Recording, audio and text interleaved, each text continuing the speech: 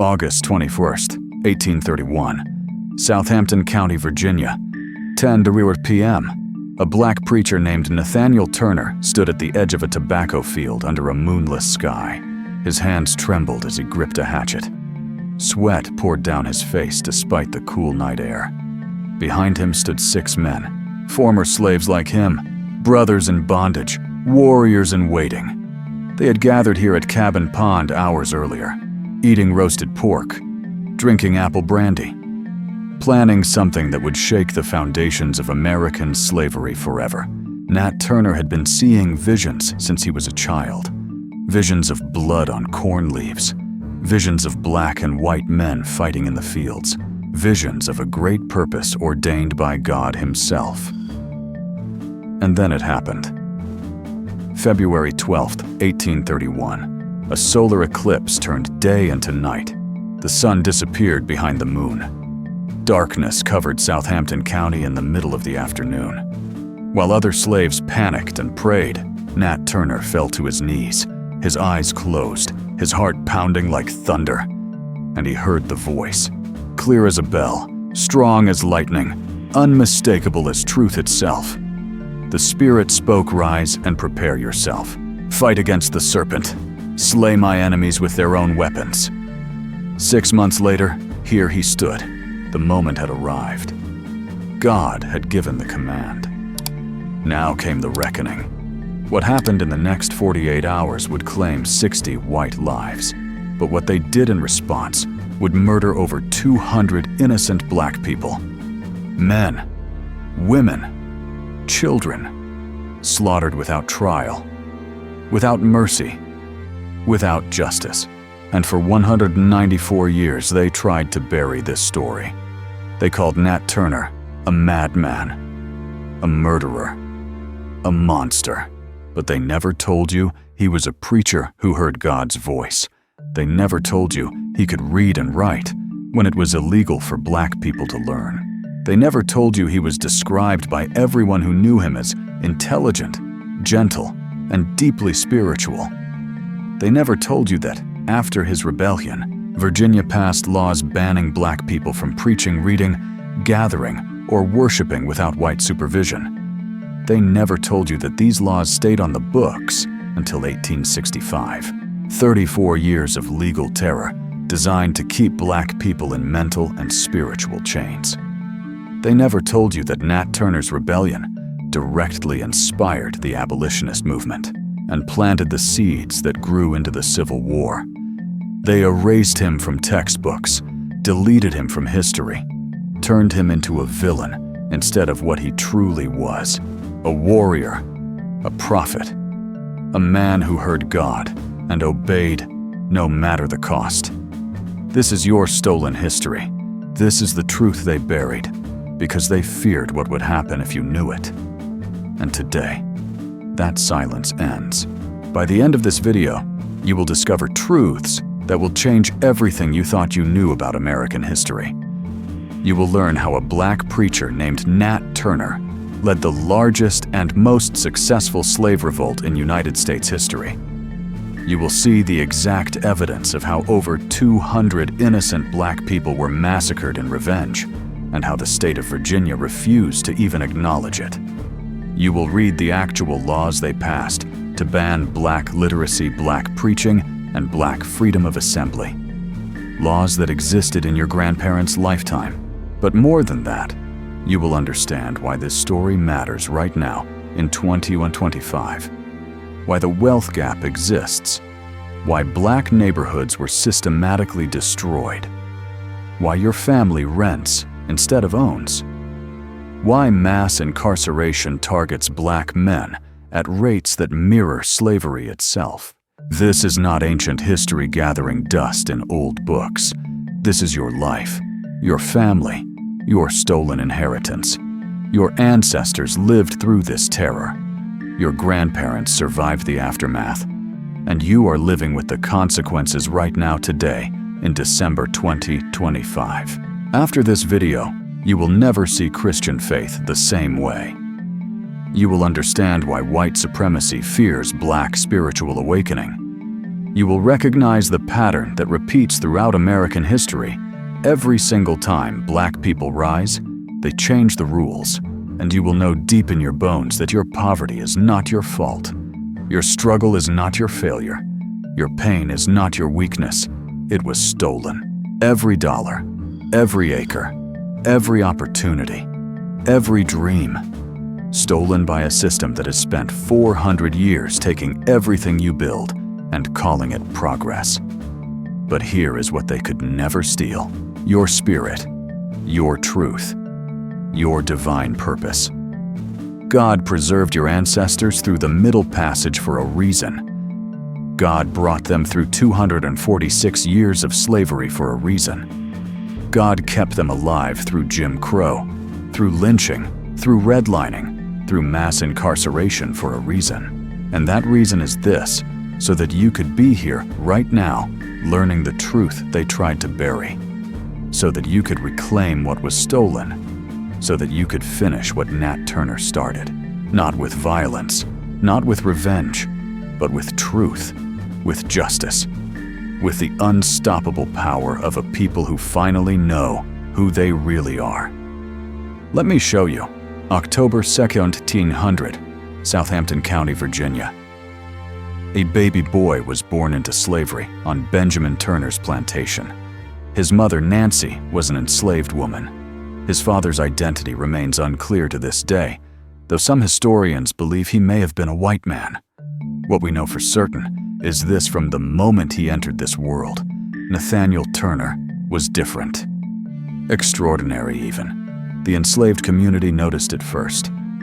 When Nat was just 3 or 4 years old, he began describing events that happened before he was born. Events he could not possibly have known about. He described conversations, situations, details that only adults who had lived through them would remember. The older enslaved people looked at him with wonder and whispered among themselves, "This child has a gift. This child is special. This child has been touched by something beyond this world." Even white people noticed. Benjamin Turner himself remarked that young Nat had too much sense to be raised as a slave. He said that if Nat was kept in bondage, he would never be of any use to anyone because his intelligence would make him rebel. That observation turned out to be prophetic. Unlike most enslaved children, Nat Turner learned to read and write. This was extremely rare. In the early 1800s, teaching enslaved people to read was not yet illegal in Virginia, though it was heavily discouraged. But somehow, young Nat gained access to books, to the Bible especially. He consumed scripture like a man starving for truth. He memorized verses. He studied the Old Testament stories of Moses leading his people out of bondage, of David slaying Goliath, of Samson destroying the temple of his oppressors, even at the cost of his own life. The words sank deep into his spirit. As Nat grew older, he became skilled with his hands. He learned carpentry. He learned blacksmithing. He worked as a field hand when required. But his true calling was something else entirely. He became a preacher. In the slave quarters, in hidden clearings, in the woods, in the dark hours before dawn, Nat Turner preached the gospel to his fellow enslaved people. He spoke of deliverance, of freedom, of a God who heard the cries of the oppressed and who would not allow injustice to stand forever. People called him the prophet, because Nat Turner did not just preach, he saw visions. It started in the early 1820s, when he was in his 20s. He would be working in the fields, when suddenly the world around him would shift. The physical realm would peel back like a curtain, and he would see into the spiritual dimension. He saw hieroglyphics written in blood on corn leaves. He saw black and white men engaged in brutal combat across the tobacco fields. He saw the numbers 6-9 and other figures alongside drops of blood scattered across the crops. He looked up at the sky and saw the sun darkened the moon, dripping blood. These were not dreams. These were visions, waking revelations that came to him again and again throughout the 1820s. At least 10 distinct prophetic experiences that he recorded and shared with those closest to him. Nat believed with absolute certainty that God was using the natural world as a canvas, that the Creator was painting signs and omens specifically for him, that he had been chosen for a great purpose. In 1821, something happened that tested his faith. Nat ran away from the plantation. He fled into the woods and survived on his own for 30 days. Freedom was within his grasp. He could have kept running, could have tried to make it north to Pennsylvania or New York, where slavery was illegal. But after 1 month, Nat Turner returned. He walked back to the plantation voluntarily. The other enslaved people thought he had lost his mind. Why would anyone return to bondage when they had tasted freedom? Why would anyone walk back into chains? Nat's answer was simple. The Spirit told me to return. I received a sign from God. My purpose is here. My mission is not yet complete. That response tells you everything you need to know about Nathaniel Turner. He was not motivated by personal freedom alone. He was not driven by individual escape. He was compelled by something far greater, something divine, something that required him to stay and prepare for a mission that would cost him his life. For the next 10 years, Nat Turner waited. He preached, he prayed, he watched the skies for signs, he listened for the voice of God. And in February of 1831, the sign came. February 12th, 1831. Southampton County, Virginia. Midday. The sun began to disappear. Slaves working in the tobacco fields stopped their labor and looked up. The moon was passing directly in front of the sun, a total solar eclipse. Day turned into night in the middle of the afternoon. Stars became visible. Birds stopped singing. An eerie silence fell across the plantation. Most people were terrified. Eclipses were considered omens, signs of coming disaster. In slave communities, people fell to their knees and prayed for mercy. But Nat Turner did not pray for mercy. He prayed for clarity, because he knew. Deep in his spirit, he knew. This was the sign he had been waiting for his entire life. The sun turned dark, just as he had seen in his visions years earlier. The heavens themselves were speaking. God was giving the command. As the eclipse passed and the sun returned, Nat Turner stood up from his knees, with absolute certainty burning in his chest. The time had come. The Spirit had spoken to him clearly. This is the sign. Now is the time. Rise and prepare yourself. Slay my enemies with their own weapons. Nat began to plan. He shared his revelation with a small group of trusted men. 4 at first. Men he knew would not betray him. Men who also believed that God was calling them to action.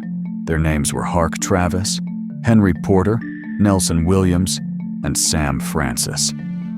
In secret meetings deep in the woods, far from the eyes and ears of white overseers, these 5 men discussed the unthinkable. They talked about killing their enslavers, about liberating other slaves from nearby plantations, about seizing weapons from the armory in the town of Jerusalem, Virginia, about sparking a revolution that would spread across the South and finally break the chains of bondage. They set a date, July 4th, 1831, Independence Day.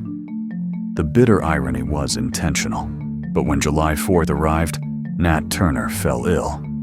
The plan had to be postponed. For weeks, Nat recovered. The other men grew anxious. Had they missed their moment?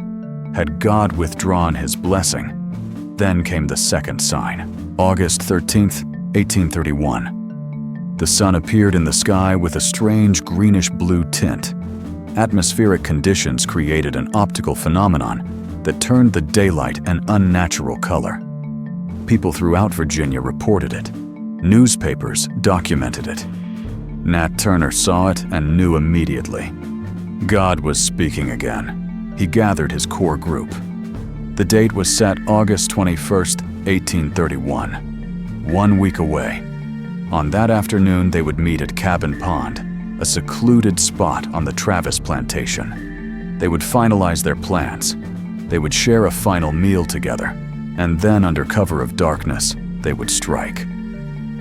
August 21st, 1831. 3:00 p.m., Cabin Pond, Southampton County, Virginia.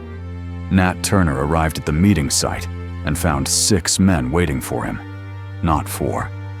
6. 2 others had joined Jack Reese and Will Francis. Will Francis was particularly significant. He was not a slave. He was a free black man. He had his freedom. He could have stayed out of this. But when he heard about the plan, he volunteered. He chose to risk his life for the liberation of people he did not even know. That tells you something about the spirit of resistance that burned in the hearts of black men in 1831. Nat Turner sat apart from the group at first. He perched on a log some distance away watching them. He was praying, meditating, preparing his mind and spirit for what was about to happen. This was the moment that would define his entire existence. Everything he had seen, everything he had heard, everything God had told him. It all came down to this night. At 4:00 p.m., Nat joined the group. They roasted a pig over a fire. They drank apple brandy. They ate together in fellowship, knowing it might be their last meal as free men. They discussed the plan in detail. First, they would go to the home of Joseph Travis, Nat's current enslaver. They would kill Travis and his family. This was necessary, they believed, to prevent alarm from being raised. They would take weapons from the house. Then they would move from plantation to plantation throughout the night, killing white families and liberating enslaved people, growing their numbers with each stop. The goal was to reach Jerusalem, Virginia by morning. The town had an armory with weapons. If they could seize it, they could arm themselves properly and hold the town. From there, the rebellion could spread. It was a bold plan, an impossible plan, really. 7 men against the entire power structure of Virginia. But they believed God was with them. And so at 2:01 a.m. on August 22, 1831, they began. August 22, 1831. 2:00 a.m., the Travis household. Nat Turner and Will Francis approached the house in complete darkness. No moon, no lanterns, silent as shadows. They found a window unlocked and climbed inside. The house was quiet. Joseph Travis slept upstairs with his wife Sally and their children. They had no idea that death had just entered their home. Nat and Will crept up the stairs. They entered the bedroom where Joseph Travis lay sleeping. Will struck first. The hatchet came down on Joseph Travis's head. Travis woke, screaming. His wife woke, screaming. The children woke, screaming. What happened next was brutal and swift. Joseph Travis was killed. Sally Travis was killed. Their 3 children were killed. One of the children was an infant in a cradle. Will and another man named Henry returned to make sure the infant was dead. Nat Turner later explained their reasoning with a chilling metaphor from agricultural pest control. Nits make lice, meaning the children grow into adults. If they left the children alive, those children would grow up to enslave the next generation. It was cold. It was calculated. It was horrifying. But understand the context. These men had watched their own children sold away from them. They had seen their wives raped. They had felt the whip tear open their backs. They had endured unspeakable cruelty for their entire lives. This was not senseless violence. This was war. Brutal, terrible, desperate war waged by people who had absolutely nothing left to lose. From the Travis house, they took guns, ammunition, swords, and hatchets. Now they were armed. The rebellion had begun. August 22nd, 1831. 3:00 a.m. to 12:00 p.m., Southampton County, Virginia. For the next 9 hours, Nat Turner's rebellion spread like wildfire across Southampton County. They moved from plantation to plantation with systematic precision. At 3:30 a.m., they reached the home of Salathiel Francis. They killed the family and freed the enslaved people there. Several joined the rebellion. The group now numbered 12. At 4:00 a.m., they arrived at the home of Mrs. Piety Reese. They killed her and her son. More enslaved people were freed. More joined. The number grew to 15. At 5:00 a.m., they hit the Newsom plantation. 7 members of the family were killed. The enslaved people on the property joined the rebellion. The group swelled to 25. At 6:00 a.m., the Bryant plantation. The family was killed. More recruits joined. Now they were 35 strong. At 7:00 a.m., the Whitehead plantation. Margaret Whitehead, a young white woman, tried to run. She made it about 200 yards before they caught her.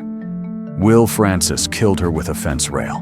By mid-morning, the rebellion had grown to somewhere between 60 and 80 men. They were armed with guns, swords, axes, and farm tools. They moved on horseback and on foot. They were organized. They were determined. At 9:00 a.m., they reached the home of Captain Newitt Harris. But the Harris family had already heard about the attacks and fled. The rebels took weapons and supplies, but found no one to kill. At 9:45 a.m., they arrived at the plantation of Levi Waller. This was where the bloodshed reached its peak. Mrs. Waller was home with her young child. 10 students were at the plantation's small school. When the rebels arrived, they killed Mrs. Waller.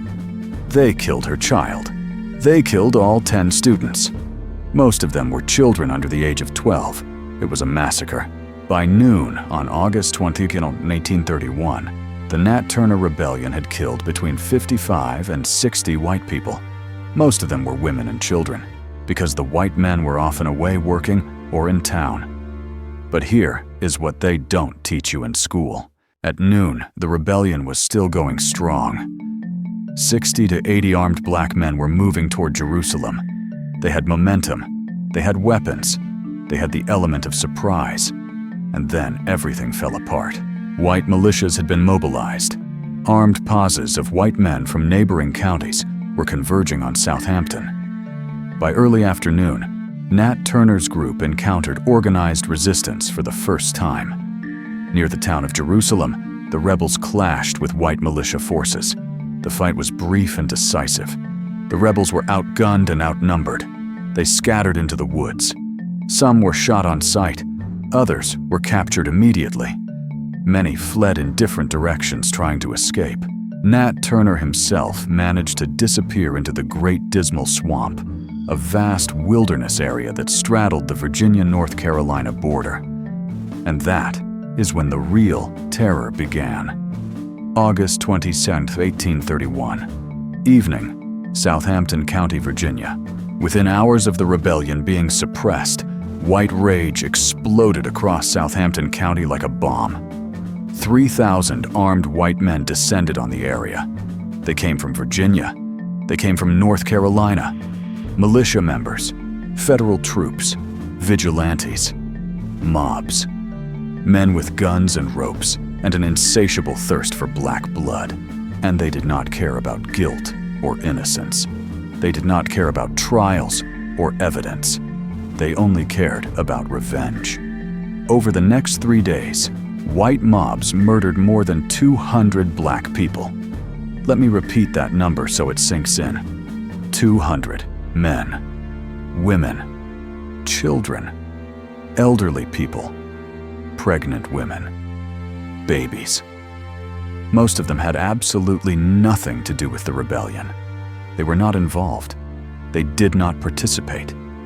They did not even know it was happening until white men showed up at their doors with guns and torches.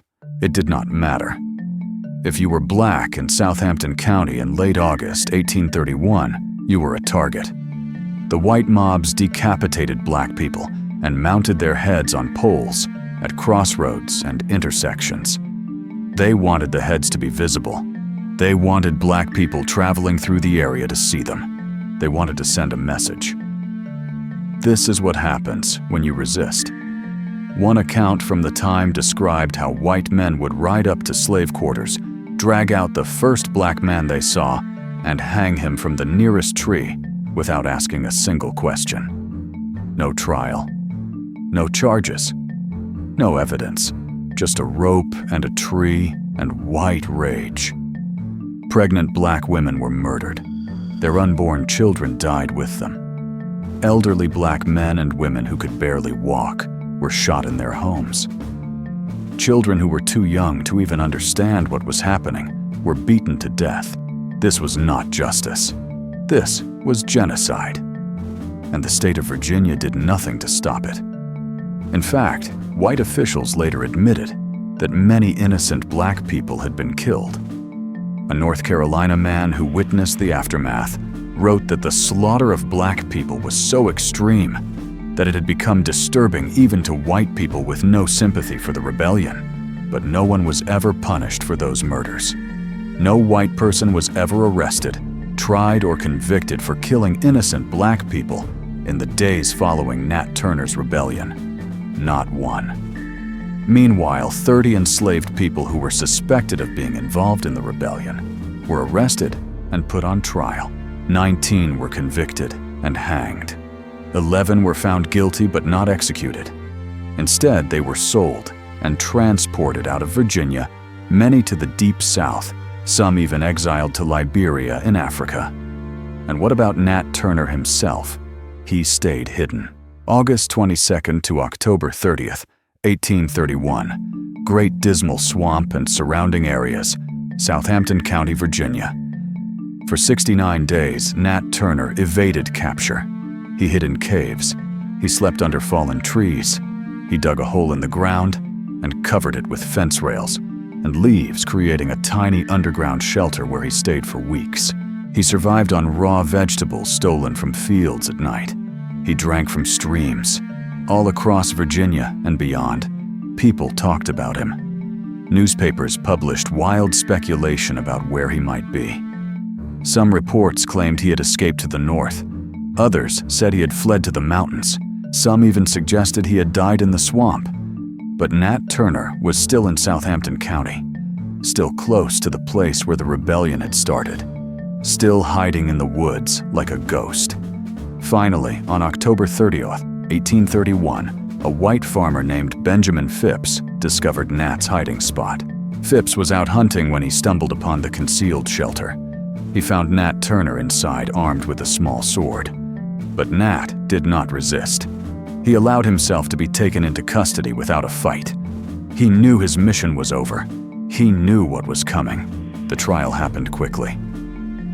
On November 5th, 1831, Nat Turner was brought before the court. A white lawyer named Thomas Ruffin Gray was appointed to defend him, but Gray was far more interested in writing a book about Nat than actually defending him. During the proceedings, Gray recorded Nat's confession. This document, titled The Confessions of Nat Turner, is the only first-hand account we have of Nat's motivations and beliefs. But we have to read it carefully because it was written by a white man with his own agenda. How much of it reflects Nat's actual words, and how much is Gray's interpretation or invention, we will never know for certain. What we do know is this: Nat Turner did not express remorse. When asked if he regretted what he had done, Nat responded with a question of his own. Was Christ not crucified? He saw himself as a martyr, as a man who had obeyed God's command, no matter the personal cost, as someone who had been chosen for a divine purpose and had fulfilled it, even knowing it would lead to his death. On November 11th, 1831, Nathaniel Turner was hanged in Jerusalem, Virginia. But death was not the end of the humiliation. After his execution, white people mutilated his body. They skinned him. His skin was turned into leather and made into purses and other items. His body fat was rendered into grease. His bones were distributed as souvenirs. They literally turned his body into objects that white people could own and possess. Even in death, they tried to erase his humanity. But here is what they could not erase: the impact of what he had done. Nat Turner's rebellion sent shockwaves through the entire South. Slave owners were terrified. They realized that the people they had brutalized and dehumanized for generations were not passive victims. They were human beings, capable of resistance, capable of rage, capable of fighting back. And that fear changed everything. Now, before we go any further, I need you to pause for just a moment and let what you just heard sink in. 200 innocent black people were murdered in 3 days. Their only crime was being black in Southampton County when white people were angry. No trials, no charges, no evidence, just slaughter. And not a single white person was held accountable. But here is what really should make your blood boil. Most Americans have never heard this part of the story. When they teach about Nat Turner in schools, if they teach about him at all, they focus on the 60 white people killed during the rebellion. They call it a tragedy. They call Nat a murderer. But they conveniently forget to mention the 200 black people massacred in revenge. They erase it, just like they erase everything else. And that erasure is not an accident. It is a strategy. Because if you knew the full truth, if you understood what really happened, you would start asking dangerous questions. You would ask, why is white violence called justice, but black resistance called terrorism? You would ask, why do we memorize the names of white people killed by enslaved rebels, but we don't even know the names of the 200 black people slaughtered afterward? You would ask, how can a nation built on the principle that all men are created equal justify 2.5 centuries of slavery, followed by another century of Jim Crow? You would start connecting dots. You would see patterns. And that is exactly what they don't want you to do. So let me ask you directly, how are you feeling right now? Are you angry? You should be. Are you shocked? Good. That means you are finally seeing the truth. Are you tired of being lied to? Then you are in the right place, because this story, Nat Turner's story, was stolen from you. Your teachers did not tell you. Your textbook skipped over it. Hollywood barely touched it. And when they did, they got it wrong. Why? Because they fear what happens when you know the truth. They fear you will realize that your poverty was designed, that your struggle was engineered, that your pain was intentional. And once you know, that you will start demanding what you are owed. So here is what I need you to do right now. If this truth hit you hard, if it shook something loose inside you, type the word truth in the comments. Let me know you are awake, if you are done with the lies, if you are finished accepting the watered-down version of history they feed us. Hit that like button and share this video. Share it with your parents. Share it with your children. Share it with your church. Share it with anyone who needs to know that the history we were taught is a lie. Because this is not just information. This is your inheritance. This is your story. This is the truth they tried to bury for 194 years. And I am going to make sure they never bury it again. Stay with me, because what comes next is going to show you that Nat Turner was not an isolated incident. He was part of a pattern of black resistance that they have spent centuries trying to erase. And once you see the pattern, you will never look at American history the same way again. Virginia did not waste any time. Within months of Nat Turner's execution, the state legislature convened with one goal: make sure nothing like this ever happened again. But here is the thing they do not teach you in history class.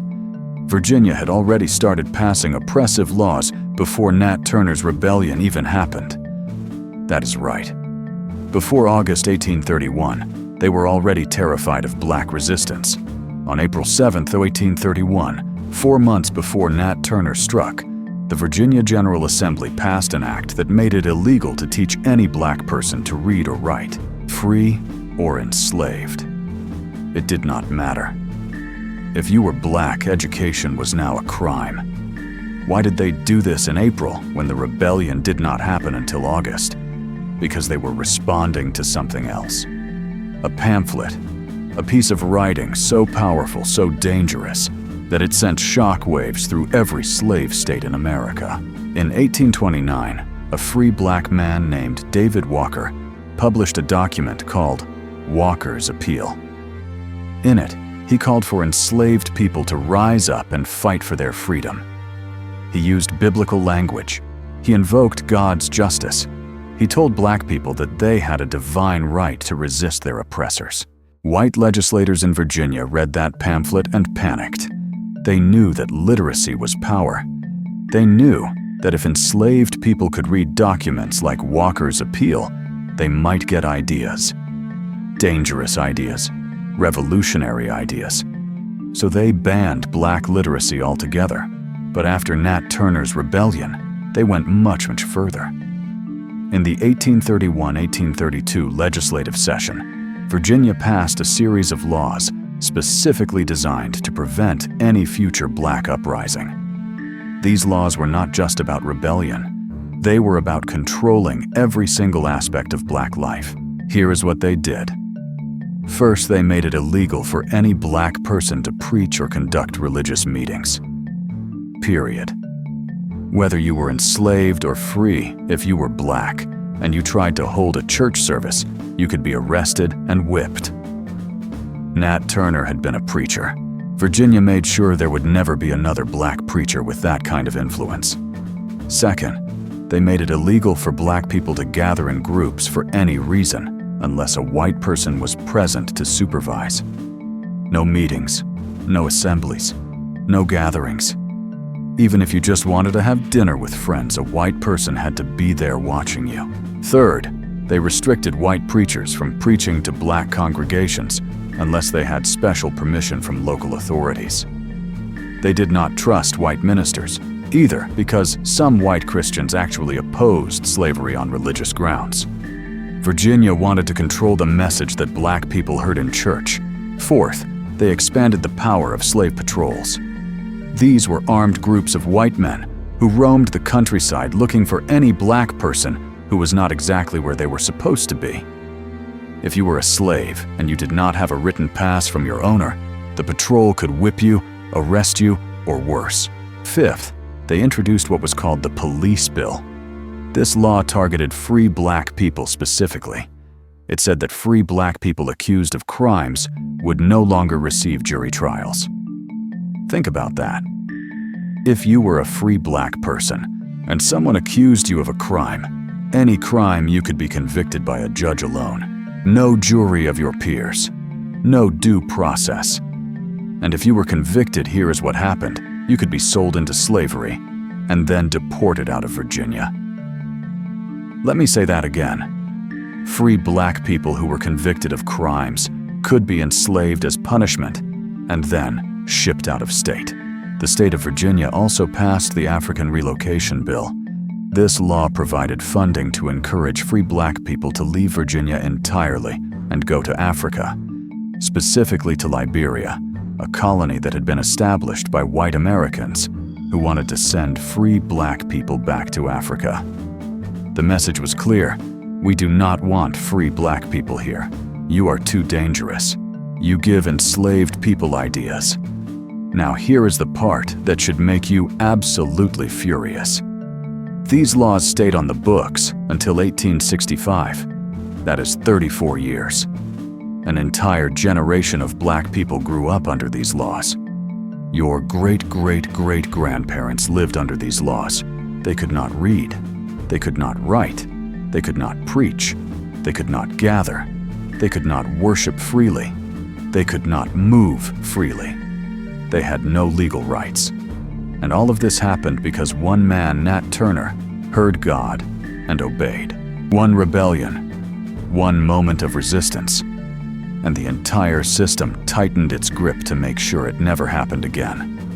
But Virginia was not the only state that responded this way. All across the South, legislatures looked at what happened in Southampton County and said that could happen here. We need to crack down. We need stricter laws. We need total control. North Carolina passed similar laws banning black preaching and black literacy. South Carolina did the same. Georgia, Alabama, Mississippi.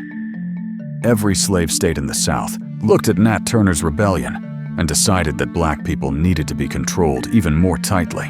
In North Carolina, one observer wrote, "Every man is armed with a gun by his bed at night and carries it with him to the field during the day." White families were terrified. They slept with weapons. They watched their slaves with suspicion. They lived in constant fear that the people they oppressed might rise up and fight back. And honestly, they should have been afraid, because Nat Turner was not the first black person to plan or lead a rebellion, and he was not the last. Let me show you the pattern. In 1800 Richmond, Virginia, a man named Gabriel Prosser, an enslaved blacksmith, organized what could have been the largest slave rebellion in American history up to that point. Gabriel was intelligent, skilled, and deeply opposed to slavery. He was also literate, which was rare for an enslaved person. Gabriel spent months planning. He recruited over 1,000 enslaved people from plantations around Richmond. The plan was to attack the city, seize the armory, take Governor James Monroe hostage, and negotiate for freedom. If the state refused, they would burn Richmond to the ground. It was an ambitious plan, a sophisticated plan, and it almost worked. But on August 30th, 1800, the day the rebellion was supposed to begin, 2 enslaved men betrayed the plot. They told their owner, and the owner alerted authorities. Governor Monroe called out the militia. Gabriel and his co-conspirators were arrested. 26 black men were hanged. No trial, just execution. And Virginia responded the same way they would respond 31 years later after Nat Turner. They passed stricter laws. They increased slave patrols. They made it harder for enslaved people to move, gather, or communicate. The pattern had already started.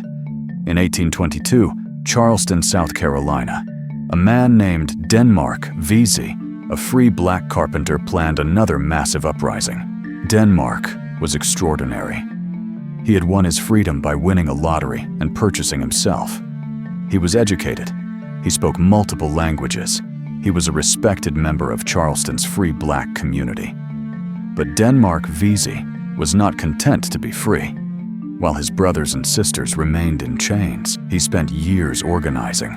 He recruited thousands of enslaved people from plantations around Charleston. Some estimates suggest as many as 9,000 people knew about the plan. The strategy was similar to Gabriel Prosser's attack. The city seize weapons, kill the slave owners, burn Charleston, and escape by ship to Haiti, a nation founded by formerly enslaved people who had won their freedom through revolution. But once again, the plan was betrayed. An enslaved man told his owner about the conspiracy. Authorities arrested Denmark Vesey and his top lieutenants. 35 black men were hanged. Denmark Vesey's body was left hanging as a warning to other black people who might dare to resist. And South Carolina responded just like Virginia had. They passed laws restricting free black people from entering the state. They banned black sailors from leaving their ships when they docked in Charleston. They made the slave codes even harsher. The pattern repeated. In 1859, Harper's Ferry, Virginia. This time the leader was not a black man. He was a white man named John Brown. John Brown was an abolitionist, a radical Christian who believed that slavery was a sin and that God demanded action, not just prayer. He looked at the institution of slavery and said this must be destroyed by force if necessary. On October 16, 1859, John Brown led a group of 21 men, 5 of whom were black, in a raid on the federal armory at Harper's Ferry. The goal was to seize weapons, arm enslaved people, and trigger a massive slave rebellion across the South. Among the black men who joined John Brown were Dangerfield Newby, a freed slave who wanted to liberate his wife and children who were still enslaved. Shields Green, a fugitive slave who had escaped to the north but chose to return to fight. Osborne Anderson, Lewis Leary, and John Copeland. These men knew the raid was likely a suicide mission. They knew they would probably die. But they went anyway because they believed that striking a blow against slavery was worth their lives. The raid lasted 36 hours. Federal troops led by Colonel Robert E. Lee, yes, that Robert E. Lee stormed the armory. John Brown and his men were captured. 10 of them were killed in the fighting, including Dangerfield Newby. John Brown was tried for treason and hanged on December 2nd, 1859. Before he was executed, John Brown wrote a note that said, "I, John Brown, am now quite certain that the crimes of this guilty land will never be purged away, but with blood." He was right. 18 months later, the Civil War began. And the war that finally ended slavery cost 600,000 American lives. But here is what they do not teach you. John Brown was inspired by Nat Turner. He studied the Turner Rebellion. He read the accounts. He believed that Nat Turner had been a prophet, a man sent by God to strike the first blow against the institution of slavery. John Brown saw himself as continuing that mission. And the abolitionist movement, the movement that ultimately led to the Civil War and the end of slavery, was directly energized by Nat Turner's rebellion.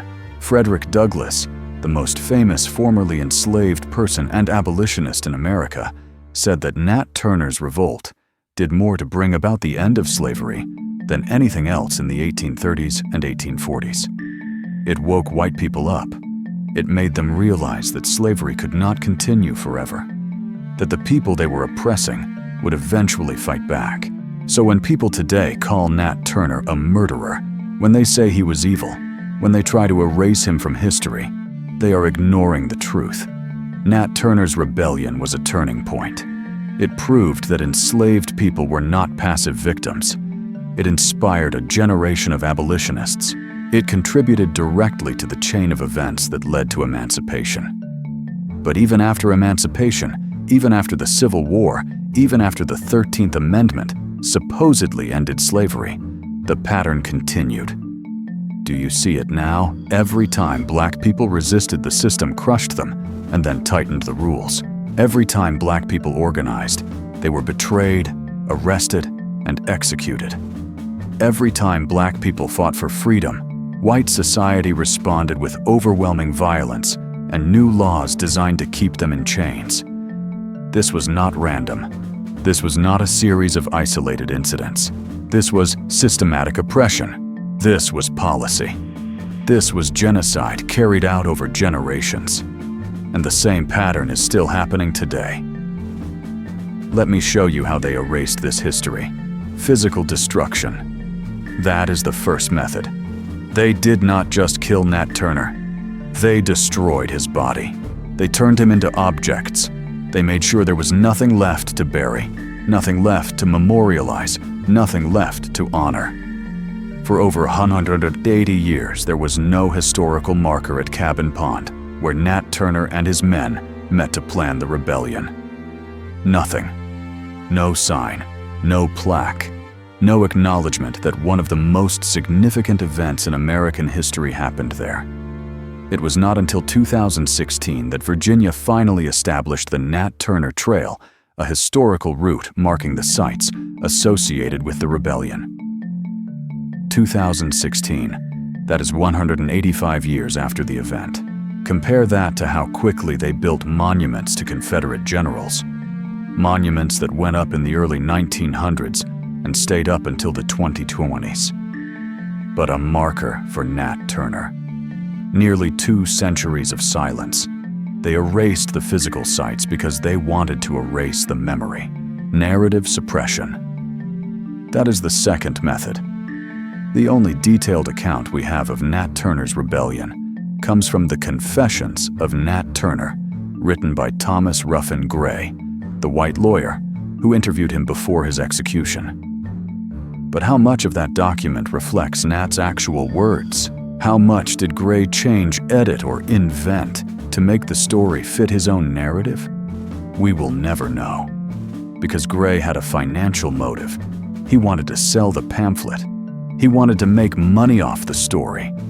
And he had an ideological motive too. He wanted to portray Nat Turner as a delusional religious fanatic, not as a rational man responding to the horror of slavery. Newspapers in the South immediately framed the rebellion as a Negro uprising, not as a fight for freedom. They called it a massacre, a rampage, an act of savagery. They focused obsessively on the 60 white victims. They described in graphic detail how women and children were killed. But they said almost nothing about the 200 black people slaughtered in revenge. In fact, many Southern newspapers did not even report that number. They mentioned that some slaves were killed in the suppression of the revolt, but they didn't give the full count. They buried it. They minimized it. They acted like it didn't matter. And that narrative stuck. For generations, the story of Nat Turner was told from the perspective of the white victims. He was the villain. They were the innocent. End of story. Even some northern newspapers, which opposed slavery, still described Nat Turner in negative terms. They could not bring themselves to call him a freedom fighter. They could not admit that enslaved people had a right to resist by any means necessary. Legal suppression. That is the third method. After the rebellion, Virginia refused to compensate slave owners whose slaves had been killed by white mobs without trial. Think about that. The state admitted that innocent enslaved people had been murdered. They acknowledged it, but they refused to pay compensation to the owners. Why? Because paying compensation would mean officially acknowledging that those killings were wrong. It would mean admitting that white mobs had committed murder, and Virginia was not willing to do that. So instead, they just let it slide.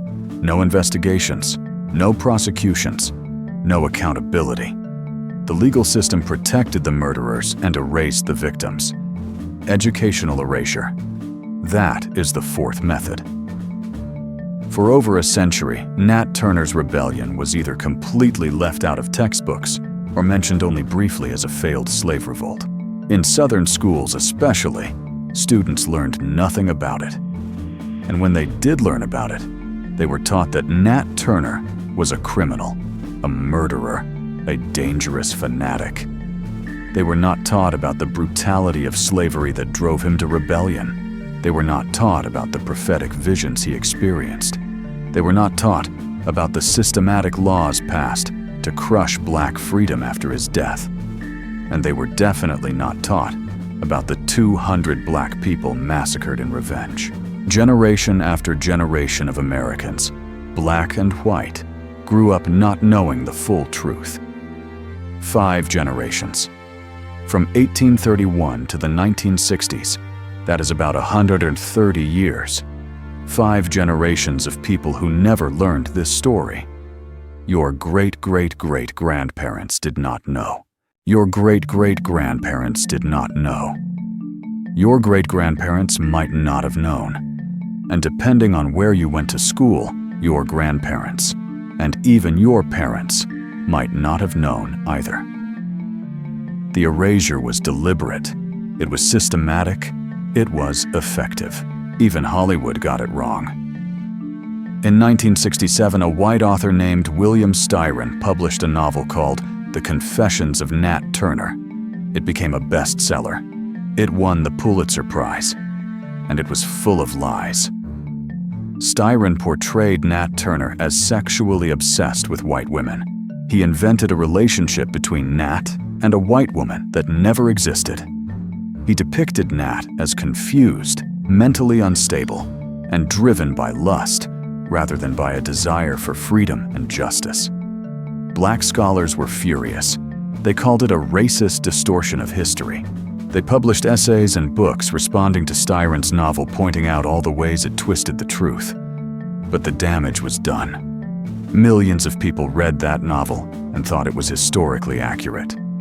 For many white Americans, Styron's version became the version they believed. In 2016, filmmaker Nate Parker made a movie called The Birth of a Nation, which told Nat Turner's story more accurately and more sympathetically. But the film was overshadowed by controversy in Parker's personal life and was largely ignored by mainstream audiences. So even in modern media, Nat Turner's true story remains marginalized, misunderstood, and suppressed. Now let me connect all of this to your life right now, in 2025. You might be wondering, why does this matter? Why should I care about something that happened in 1831? That was almost 200 years ago. Here's why it matters. The laws they passed after Nat Turner's rebellion, the laws that banned black literacy and black preaching and black assembly, those laws stayed in effect until 1865. But the impact of those laws did not end in 1865. When slavery ended, Southern states immediately passed new laws called black codes that restricted what formerly enslaved people could do. They could not own certain kinds of property. They could not testify in court against white people. They could not move freely without permission. And when black people tried to educate themselves when they built schools and churches and communities, white society destroyed them. Let me tell you about the wealth gap. Right now in 2025, the median white family in America has a net worth of about $188,000. The median black family has a net worth of about $24,000. That is an 8-to-1 ratio. White families have 8 times the wealth of black families on average. Why? Because for 246 years, from 1619 to 1865, black people in America worked without being paid. Every dollar of wealth they created went to white slave owners. 0 went to them. But it gets worse. After slavery ended, every time black people managed to build wealth, white society destroyed it. In 1921, the Greenwood district of Tulsa, Oklahoma, was the wealthiest black community in America. People called it Black Wall Street. It had black-owned banks, black-owned hotels, black-owned stores, black-owned newspapers. The community had more millionaires per capita than most white neighborhoods. On May 31, 1921, a white mob attacked Greenwood. They burned 35 city blocks to the ground. They dropped firebombs from airplanes. They murdered an estimated 300 black people. They destroyed 256 homes and businesses. And then they erased it from history. For 75 years, the Tulsa Race Massacre was not taught in Oklahoma schools. 3 generations of Oklahomans, black and white, grew up not knowing it had happened. In 1923, the town of Rosewood, Florida was burned to the ground by a white mob. At least 6 black people were killed, though the real number is probably much higher. Every building in the town was destroyed. The black residents fled and never came back. The town ceased to exist. This pattern repeated over and over. Wilmington, North Carolina in 1898. Elaine, Arkansas in 1919. Dozens of other black communities across the South and Midwest. Every time black people built wealth, white mobs destroyed it. And the legal system did nothing. No one was prosecuted. No one was held accountable. The black families who lost everything received no compensation. So when people ask why the wealth gap exists, this is the answer. It is not because black people do not work hard. It is not because black people do not value education. It is because every time black people built something, it was stolen or destroyed. The wealth gap is not an accident. It is the result of centuries of theft. Let me tell you about mass incarceration. Right now in 2025, the United States has the highest incarceration rate in the world. We have 5% of the world's population, but 25% of the world's prisoners. About 2.3 million people are locked up in American prisons and jails, and black people are incarcerated at 5 times the rate of white people. Black men have a 1 in 3 chance of going to prison at some point in their lives. Why? Because the system is designed that way. Look at the 13th Amendment, the amendment that supposedly ended slavery. It says neither slavery nor involuntary servitude. except as a punishment for crime, whereof the party shall have been duly convicted, shall exist within the United States. Did you catch that? Except as a punishment for crime. That exception clause is a loophole. It means slavery is still legal in America if you are convicted of a crime. Right after the Civil War, Southern states used that loophole to re-enslave black people. They passed laws making it illegal to be unemployed, illegal to walk on railroad tracks, illegal to speak loudly in the presence of white women. They arrested black people for these fake crimes and then leased them to plantations and mines and factories as convict labor. It was slavery with a new name. And that system never really ended. It just evolved. Today, private prisons make billions of dollars off incarcerated people. Prisoners work for pennies an hour sometimes, as little as 13 cents, making products for major corporations like McDonald's, Walmart, and Victoria's Secret. In 1831, they chained black people on plantations. In 2025, they chained black people in prisons. Same system, different name. Let me tell you about education. Remember how Virginia banned black literacy in 1831. Remember how they made it illegal to teach black people to read or write. That law stayed in effect for 34 years. But even after it was repealed, Southern states made sure black children did not get the same education as white children. During Jim Crow, black schools received a fraction of the funding that white schools got. Black students used textbooks that white schools had thrown away.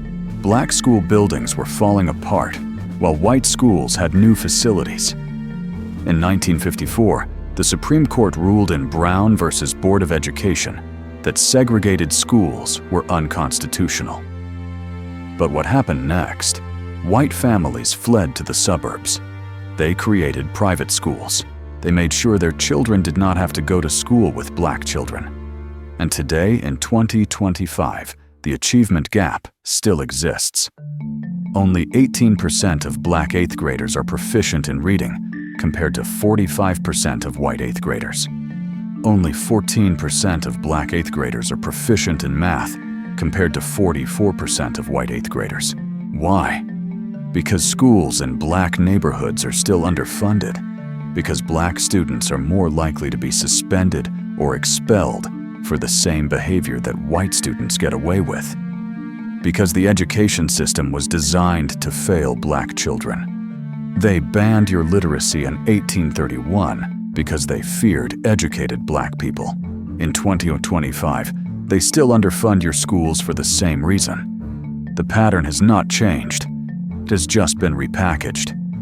Do you see it now? Nat Turner's rebellion in 1831 was not just a historical event. It was the beginning of a pattern that continues to this day. Black resistance leads to white backlash. Black progress leads to new laws designed to hold black people down. Black wealth leads to white violence and destruction. This is not a conspiracy theory. This is documented history. And the reason they do not teach you this in school is because they do not want you to see the pattern. They do not want you to connect the dots between what happened in 1831 and what is happening right now. Because if you connect those dots, you will start asking for reparations. You will start demanding justice. You will start building wealth and passing it to your children, and refusing to accept the poverty they designed for you. And that terrifies them. So they erase the history. They change the narrative. They call Nat Turner a murderer instead of a freedom fighter. They ignore the 200 black people massacred in revenge. They pretend the wealth gap is your fault instead of the result of systematic theft. But you know the truth now. And once you know the truth, you cannot unknow it. So let me tell you who you really are. You are not a victim. You are not the product of failure. You are not broken. You are a descendant of Nat Turner, a man who heard God's voice and obeyed, even though it cost him his life. You are a descendant of people who survived the Middle Passage, the voyage across the Atlantic Ocean that killed millions of Africans, but couldn't kill your ancestors. You are a descendant of people who endured 246 years of slavery, who were whipped and raped and sold and brutalized, but who survived. You are a descendant of people who built Black Wall Street, who created wealth from nothing in a society that tried to keep them poor. You are a descendant of people who fought in every American war, who served this country even when this country didn't serve them. You are a descendant of warriors, of prophets, of builders, of millionaires. And every single thing they built, every single dollar they earned, was stolen. Your poverty is not your fault. The wealth gap is not because you are lazy, or because you do not work hard enough, or because you do not value education. The wealth gap exists because they burned Black Wall Street, because they destroyed Rosewood, because they passed laws banning your literacy, because they stole 246 years of unpaid labor, because they imprisoned your fathers and brothers, because they underfunded your schools, because they redlined your neighborhoods and denied you loans and blocked you from opportunities. And then they had the audacity to ask, why do not black people just pull themselves up by their bootstraps? The answer is simple, because you stole our boots. We did work hard. We did build empires. We did create wealth. And you burned it down. Every single time. But here is what you could not burn. Here is what you could not steal. Here is what you could not destroy. Our spirit. Our faith. Our resilience. The same strength that carried your ancestors through the Middle Passage is in your DNA. The same courage that drove Nat Turner to fight against impossible odds is in your blood. The same brilliance that built Black Wall Street is in your mind. You are not weak.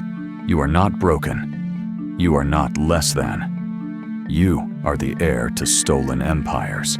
You are the child of warriors. You are the descendant of people who survived genocide. And you are still here. Let me ask you a question.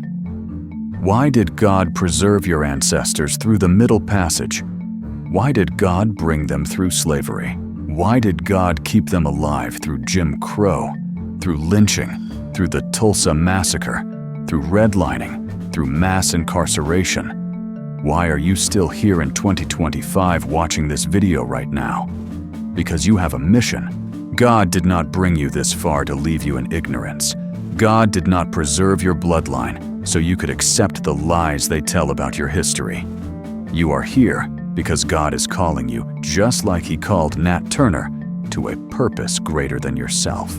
Not to violence, not to revenge, but to truth, to justice, to restoration. God is calling you to know the truth they tried to bury, to speak the names they tried to erase, to demand the reparations they owe, to build the wealth they stole, to pass this knowledge to your children so that they never forget.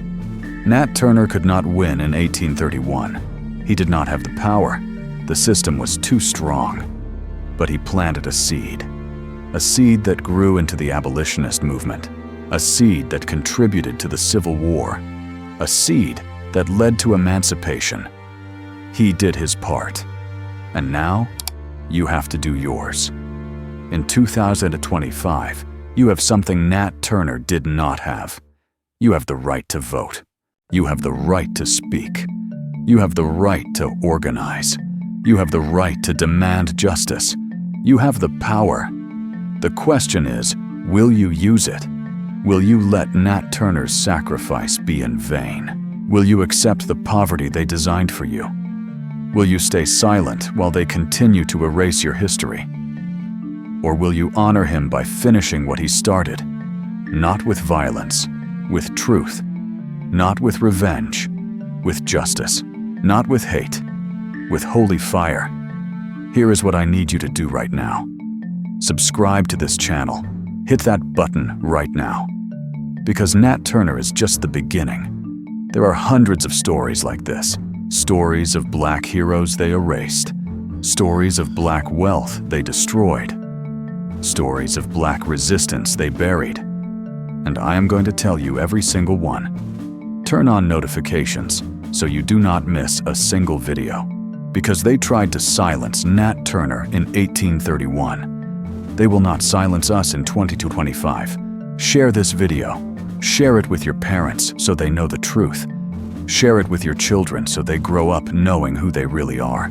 Share it with your church so your community can wake up. Share it with anyone who needs to hear that the history we were taught is a lie. Here is your homework. Step 1. Tonight, tell your children about Nat Turner. Do not wait for their school to teach them, because their school probably will not. Tell them that their ancestor heard God and fought for freedom. Tell them that he was a warrior and a prophet. Step 2. Research your own family history. Where were your ancestors in 1831? Where were they during Jim Crow? What did they survive? What did they build? What was stolen from them? Find out. Write it down. Preserve it. Step 3. Demand reparations. Contact your representatives. Support H.R. 40, the bill that would establish a commission to study reparation proposals for African Americans. Vote for politicians who support reparations. Speak up. Make your voice heard. Step 4. Build wealth. Open a business. Invest in Black-owned companies. Buy property. Save money. Pass it to your children. Because the best revenge is not violence. The best revenge is thriving. They tried to destroy us. They failed. We are still here, and we are going to reclaim everything they stole. Let us pray. Heavenly Father, we come before you today with heavy hearts and awakened spirits. We thank you for preserving the story of your servant Nathaniel Turner. We thank you for the courage you placed in his heart. We thank you for the fire you lit in his soul. We thank you for the vision you showed him in the heavens. Lord, we pray for the souls of the 60 white lives taken in August 1831, and we pray for the souls of the 200 black lives massacred in revenge. We pray for the families torn apart. We pray for the children who grew up without fathers. We pray for the generations who were taught to forget. Father, we ask for justice. We ask that you restore what was stolen. We ask that you vindicate the memory of Nat Turner and all our ancestors who fought for freedom. We ask that you give us, your people in 2025, the courage to demand what is ours. Bless those who seek truth. Strengthen those who resist erasure. Awaken those who are still asleep. Give us the wisdom to build wealth, to pass it to our children, and to never forget. In the name of Jesus Christ, our Liberator, amen. Walk in truth. Demand justice. You are free. This is Dark History Stories, and I will see you in the next video. Remember Nat Turner. Remember your stolen history. Honor the warriors who came before you. Build wealth. Demand reparations. Never forget. Peace.